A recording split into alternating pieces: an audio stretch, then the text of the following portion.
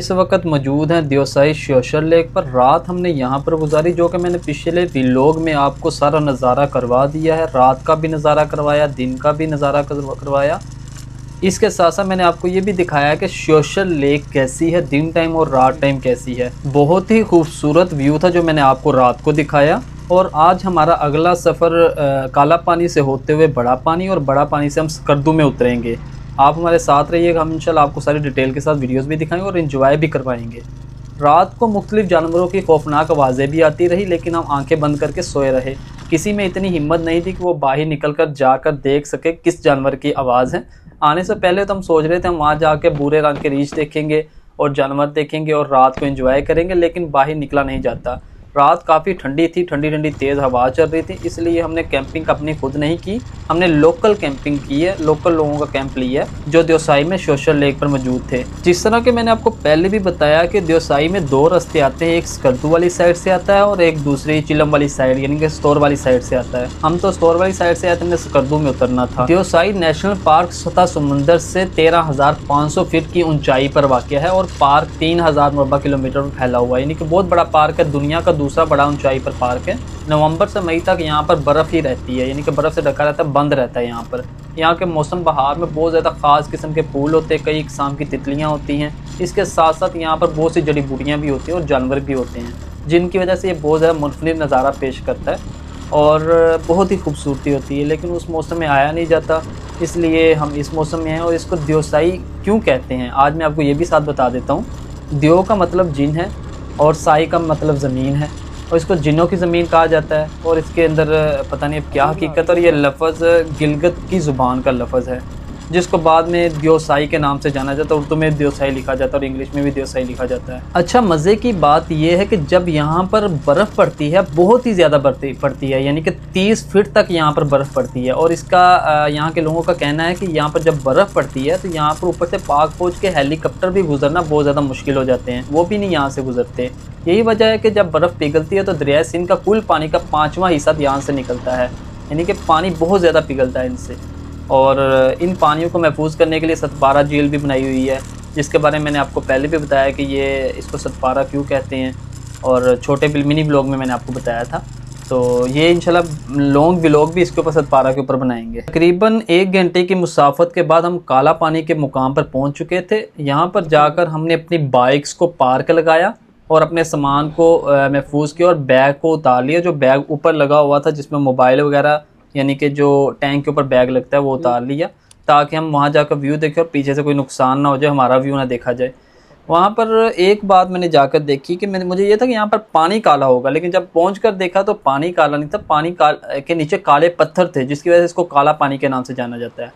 अब पता नहीं कि लोगों ने इसको पानी को काला बना दिया। लोग ये समझ कहते हैं कि सच में वहाँ पर पानी काला है, लेकिन असल में पत्थर नीचे काले हैं, जिसकी वजह से ये पानी काला हो चुका है।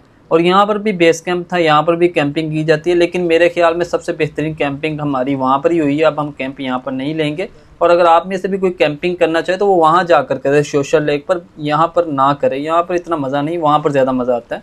और होटल भी वहाँ पर मौजूद है 2-3, और ज़्यादा कैंप है वहाँ पर, ज़्यादा रौनक है इसकी निस्बत। काला पानी तकरीबन आधा घंटा विज़िट करने के बाद हम आगे निकल चुके हैं। अच्छा, जो बात एक थी मेरे जहन में जो मैंने आपको बतानी थी, वो ये थी कि यहाँ पर बहुत सेहतमंद और बहुत ही ज़्यादा मिकदार में मच्छर मोटे मोटे पाए जाते हैं। मज़े की बात ये, जब भी आप आएँ आप लोशन साथ लेकर आएँ, ताकि आप इनसे बच सके। इतने ज़्यादा कि इनसे बचना नामुमकिन है, और इसलिए हम तो अपने साथ लोशन लेकर आए थे और हमारी बचत हो गई है। खुले मैदान का नज़ारा करते हुए आगे बढ़ रहे हैं, और साथ आपको कुछ ख़ास मालूमात भी बता रहे हैं, ताकि आप अपना इंतज़ाम करके आएँ और एहतियात से सफ़र करें, अपना मुकम्मल इंतज़ाम करें। यहाँ पर खाने पीने की चीज़ें बहुत कम। ये लें, हम गिर गए हैं, ओए चलें, कोई बात नहीं, अल्लाह पाक ने बचाया। सेफ्टी गार्ड मुकम्मल थे, नुकसान नहीं हुआ हमारा, लेकिन एहतियात ज़रूरी है। आप भी एहतियात किया करें। पहली बात तो ये कि आप अपने सेफ्टी गार्ड मुकम्मल रखा करें, घुटनों पे शूज़, जैकेट, और इसके साथ मुकम्मल सेफ्टी गार्ड रखा करें। और मुकम्मल सेफ़ रहेंगे तो आपको नुकसान नहीं होगा। दूसरे भाई हमारी खैरियत पता कर रहे हैं और हम अल्हम्दुलिल्लाह ओके हैं, कोई मसला नहीं हमें, आप जा सकते हैं। और एहतियात ज़रूरी किया करें। ये देखिए, मेरा अल्हम्दुलिल्लाह मुकम्मल सेफ़ था और मुझे अल्हम्दुलिल्लाह कुछ नहीं हुआ, अल्लाह का लाख लाख शुक्र है। और आप भी एहतियात किया करें। ये खुले मैदान है, यहाँ पर सफ़र करने का फ़ायदा भी है और नुकसान भी है।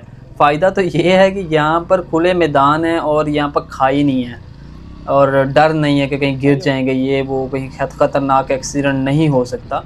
लेकिन नुकसान ये है कि यहाँ पर पत्थर हैं, पत्थर के ऊपर बाइक आम स्लिप हो जाती है और जिससे हमें बहुत ज़्यादा नुकसान होता है। तो कोशिश ये किया करें, यहाँ पर एहतियात से सफ़र किया करें। हम 3 जगहों पे पीछे भी स्लिप हुए हैं और यहाँ पर भी स्लिप हो गए। अचानक ही बाइक स्लिप होती है और रुकना, उसको संभालना बहुत मुश्किल होता है। अच्छा, मैं आपको ये बता रहा था कि शोशल लेक और ये देवसाई का ये मैदान, जब हम गिलगित से इस्लामाबाद की तरफ या इस्लामाबाद से गिलगित की तरफ सफ़र करते हैं तो ये नज़र आता है, ऊपर से बड़ा प्यारा व्यू होता है यहाँ का।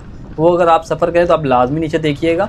और दूसरी बात ये कि मुझे दूर से कैंप नज़र आ गए हैं और बेस कैंप इसके बड़ा पानी के नज़र आ चुके हैं। हम बड़ा पानी के करीब पहुंच चुके हैं अल्हम्दुलिल्लाह। यहाँ पर आते वक्त हमें आधा घंटा लगा और सफ़र भी आसान था, लेकिन पीछे मिस हैपनिंग हो गई हमारे साथ, हम गिर गए हैं। लेकिन अल्लाह का शुक्र हम बच गए हैं। बाकी दोस्त कुछ पीछे हैं, कुछ आगे हैं, बाकी हमारा इंतज़ार कर रहे हैं। अब हम उनके पास पहुँचते हैं और बड़ा पानी का व्यू देखते हैं और आपको भी दिखाते हैं।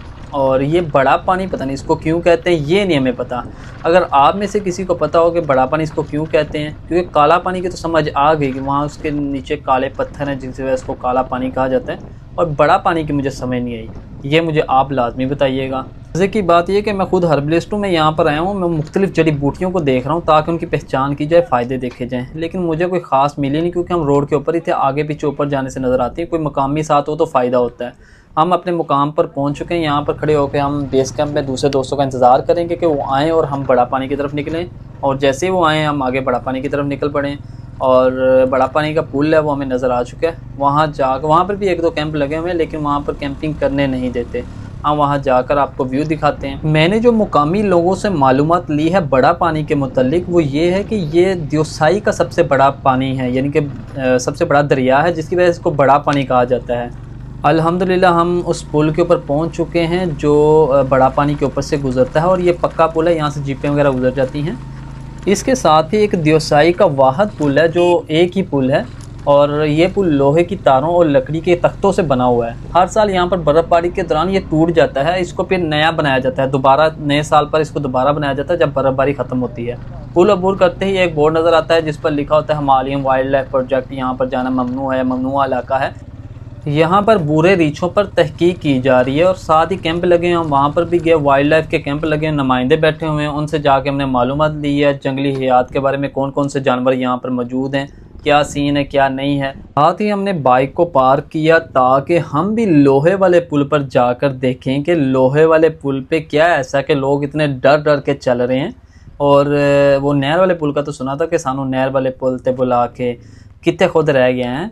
तो हमने दूर से पहले नज़ारा किया, फिर पास जाने लगे ताकि ऊपर चल के देखें। दूसरे लोग तो बहुत डर डर के चल रहे थे और जाहिर बात है कोई डर वाली बात होगी तो डर डर के चल रहे थे। तो जब पास जाके देखा तो पता चला है कि इसके ऊपर ना काफ़ी ज़्यादा वक्फा है। एक फट्टे के बाद जो लकड़ी का उन्होंने लगाया वो दोनों के दरमियान काफ़ी ज़्यादा फासला है, जिसकी वजह से उसके ऊपर चलना मुश्किल है। अल्लाह ना करे कि फिसल जाए छोटा बच्चा। मैं तो मशवरा दूंगा आप छोटे बच्चों को यहाँ लेकर ही ना इस पुल के ऊपर।